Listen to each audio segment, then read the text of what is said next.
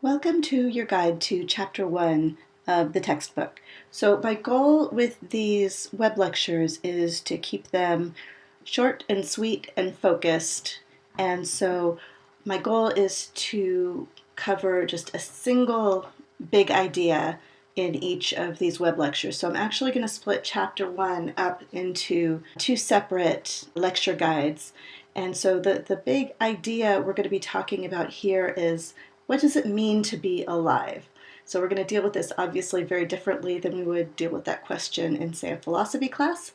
And we're going to use the framework from the book of these themes of biology. So the next web lecture for this chapter will cover evolution, and scientific inquiry will be sort of folded into both that discussion of evolution, also a short video I'm asking you to watch from a previous lecture that I gave on evolution, and also a short video about the scientific method.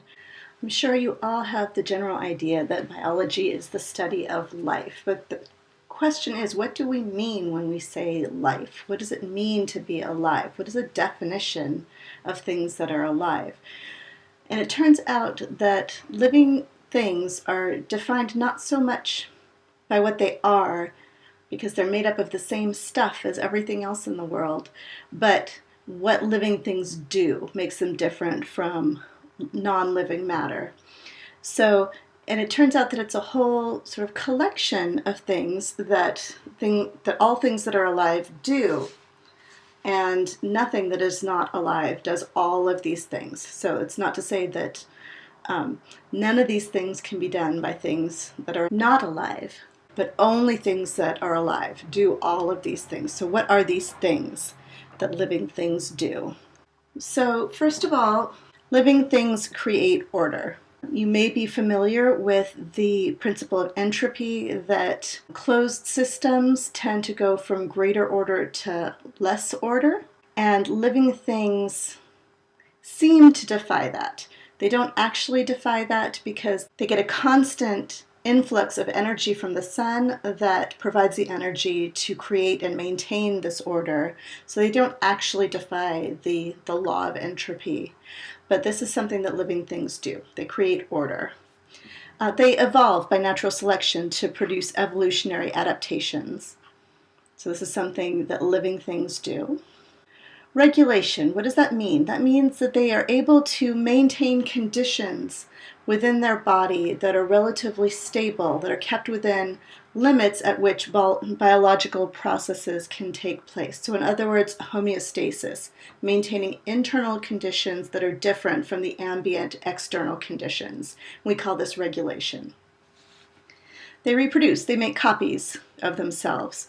So we know that all new organisms come from previously living organisms, and that parents produce offspring that are almost but not quite exactly like them.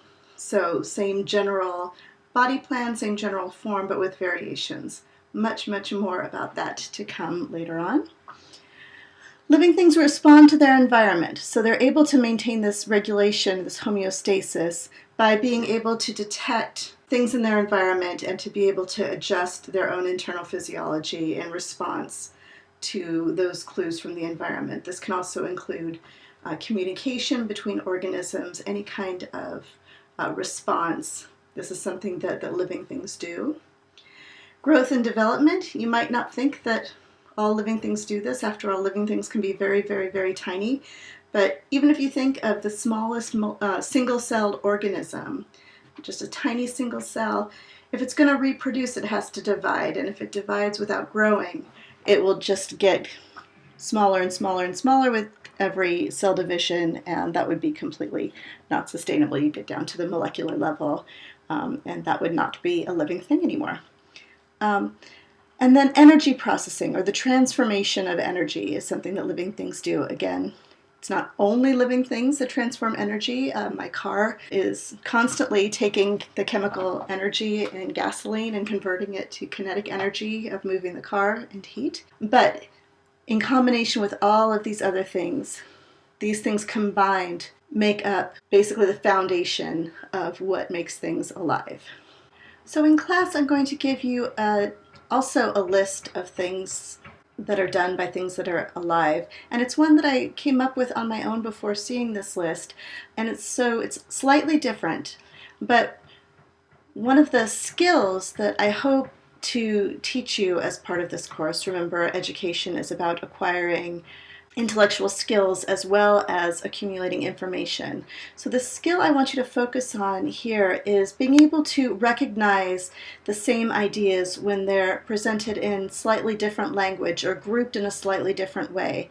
So what I'd like you to do once you've been to class and seen my list of things that are done by things that are alive is to kind of compare and contrast it with this list that you saw in your textbook and recognize that basically all of the same concepts are included in both of these lists, and being able to recognize the same concept being expressed in different ways. So think about the things on my list and the things on this list and how they are basically expressing the very same ideas.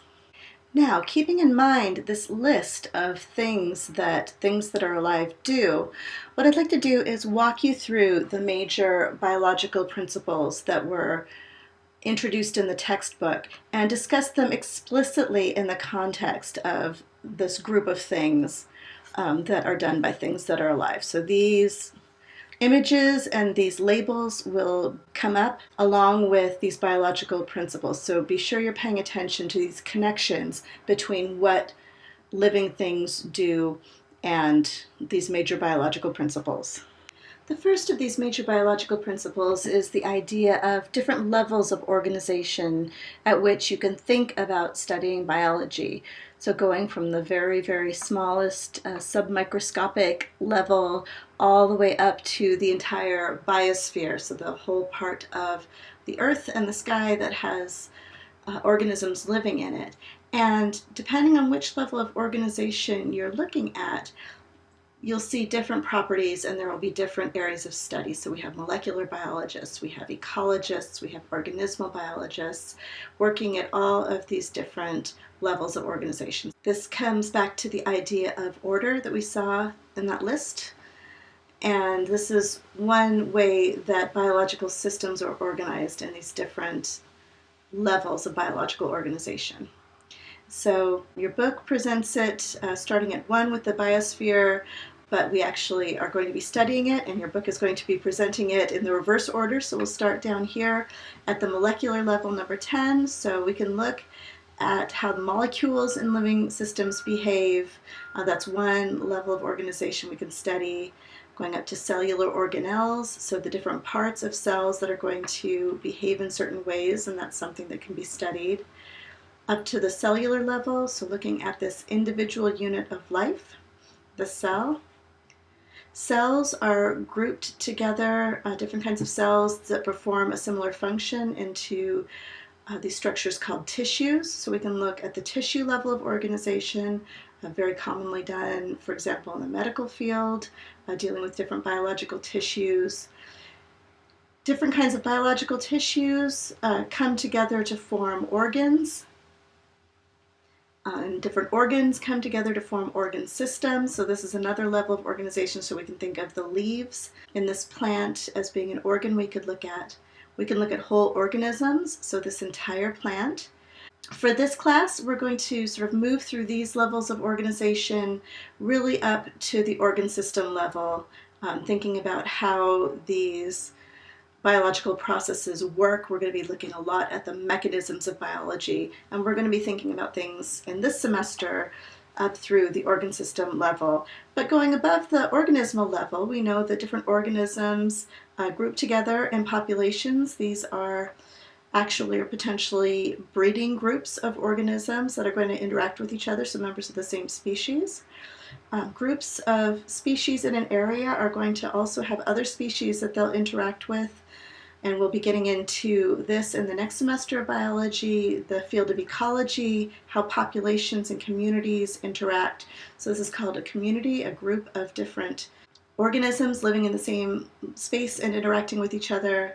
On the next level of organization we can think about is the ecosystem. This is all of the biological and what we call abiotic or non-living factors in an area. So the soil, the air, the water, rocks, anything that is part of the environment that these organisms live in.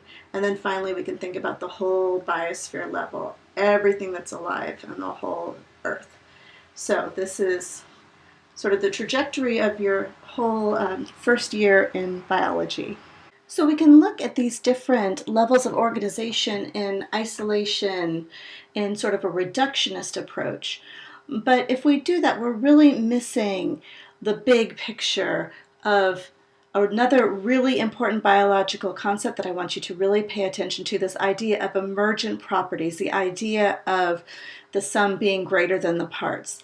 So you cannot understand really all of the functions of, say, an organelle just by looking at the different molecules that make up that organelle. You really need to think about how the arrangement and the behavior and the interactions of these molecules work to produce the functions that that organelle carries out. So we call these emergent properties. Emergent properties are properties that result from the arrangement and interactions of different parts within a system. And so it's when we start taking the systems approach, looking across different levels of organization, that we really begin to understand how things work.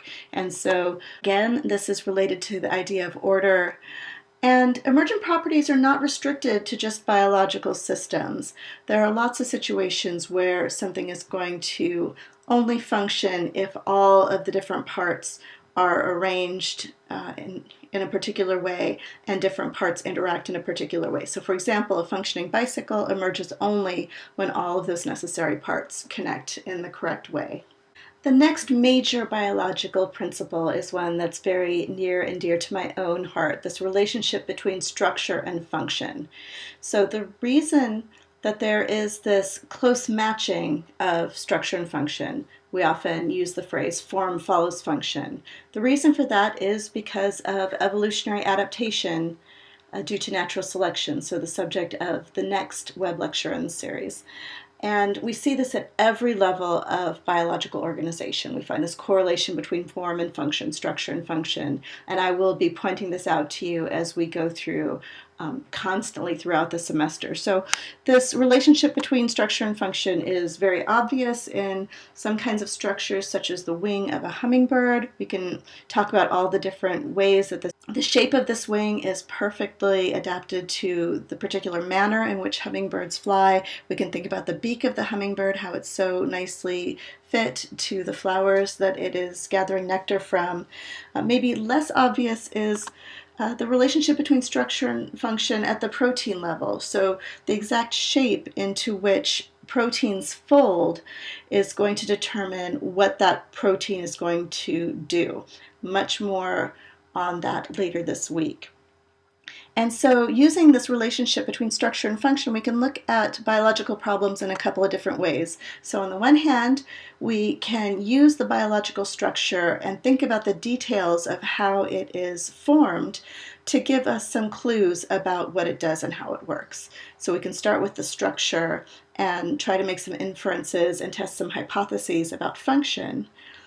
Conversely, we can look at the problem the other way around and we can say, okay, we know the function of this structure. We know exactly what it does. What can we infer about particular shape, size, etc., that allows it to perform that function?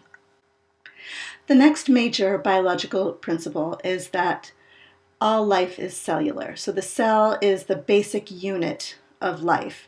What do we mean by that? If we think about all of those things that living things do, the cell is the smallest, most basic thing that can do all of those things on its own. So the cell is the smallest unit that everybody would agree is definitely alive. So some people might argue that something like a virus that doesn't actually have a cell is alive, and some would argue that it's not alive because it can't do all of those things on its own. It has to use the cellular machinery of a cell that it's infected. But if we talk about the consensus, everybody would agree, the smallest thing that is alive, it's a cell. So the smallest unit of organization that can perform all the activities required for life on its own. This is a really, really important point.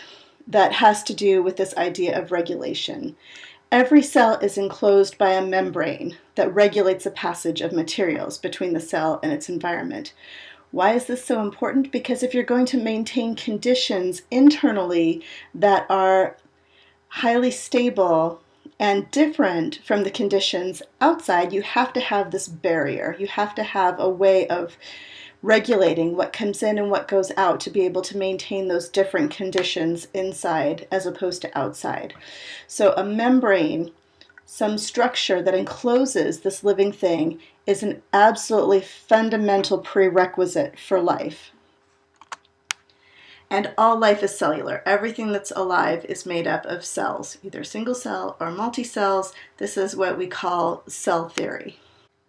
The next major biological principle is this idea of the transmission of genetic information from one generation to the next. So genetic information is used or expressed to guide the development of individuals and the maintenance of life, and then those instructions need to be copied and transmitted to the next generation in order for life to continue. So within cells, structures called chromosomes contain the genetic material, which is DNA. I'm sure you've all heard of it, and I'm not going to go into too much detail on this at this point because we're going to go into excruciating detail, wonderful excruciating detail, in just a few weeks. The transformation of energy from sunlight into chemically stored energy, which can then be transformed again to do sort of the work of life. It's a critically important principle to think about when considering what makes life possible. Why is this transformation of energy so important? So we talked before about the idea of entropy, that without an input of energy, the normal progression is from order to disorder. You can think about if you don't put in any energy toward keeping your room organized, it's going to become more and more disorderly until you actually put in that input of energy to put everything in order again. Life is the same way. The only way we can get order from disorder, we can make more complex molecules from less complex molecules, is from this input of energy that ultimately comes from the sunlight. So the chemical energy generated by plants and other photosynthetic organisms is passed along to consumers. This is a basic ecological principle. Trophic levels, or levels of energy production and consumption. Consumers are then organisms that feed on other organisms or their remains. So this is also, if we think of not just energy, but matter, transformation of matter into different forms, this is very important to this other thing that living things do, growth and development, the incorporation of matter from the environment and incorporating that matter into body tissues. So we can kind of summarize all of this in a sort of simple diagram. We can think of energy. Energy is coming into these biological systems in the form of sunlight. Plants and other photosynthesizers are going to transform that sunlight into stored chemical energy. We'll be talking a lot about this in the upcoming weeks, and also using it for its own metabolic processes. So some of that is going to be lost as heat. And some of it is going to be consumed by consumers, and there may be multiple levels of consumers that are going to use that stored energy to build their own body tissue, so to store more chemical energy, and also for their own metabolic processes, which will also result in losing some of that energy as heat, down through all the trophic levels until finally all of these organisms die, and their tissues are going to be decomposed by decomposers, and so that matter can be reused. So if we think about energy flow through an ecosystem, it's one way. It comes into the system as sunlight and leaves as heat. Energy is not recycled. It's one way, in by sunlight and out through heat. So this constant input of energy from the sun is crucial to keep this going. Matter, on the other hand, is cycled through the ecosystem. So carbon is incorporated into the plant tissues from atmospheric carbon dioxide, which is then transferred to consumers to make up the carbon-based body tissues. which is then decomposed and then released again to the atmosphere to be taken up again by plants. So matter cycles through the ecosystem, but energy flows through it one direction. And finally, nothing functions on its own. Interactions are key to making everything go in biology. So just understanding the structure of a protein tells you nothing about how biology works unless you know how that protein is going to interact with other molecules and how those interactions are going to affect the higher levels of biological structure. So interactions between the components of the system ensure smooth integration of all the parts. These interactions are important to regulation, so smooth integration leads to this homeostasis, this maintenance of stable conditions, and responding to the environment is a matter of interactions between different organisms in the environment or abiotic factors in the environment. So both of those things that living things do are related to this idea of interactions, and they're important at all levels of organization. So this holds true equally well for components of an ecosystem and the molecules in a cell. To wrap up this discussion, I'd like to just give you a little bit of a preview about how we're going to be incorporating some of these ideas in the near future. So we're going to begin the semester really by thinking about the molecular basis for life, the different molecules that make up the living cell. And we're going to be thinking about this in terms of what would have been necessary for the very earliest forms of life that emerged on Earth. And to think about that, we're going to think about how these different biological molecules contributed to the ability of very simple, very earliest cells to do all of these things that are required of all living organisms. So we're going to be thinking about how each molecular component contributes to the ability to be able to carry out all of these functions of life.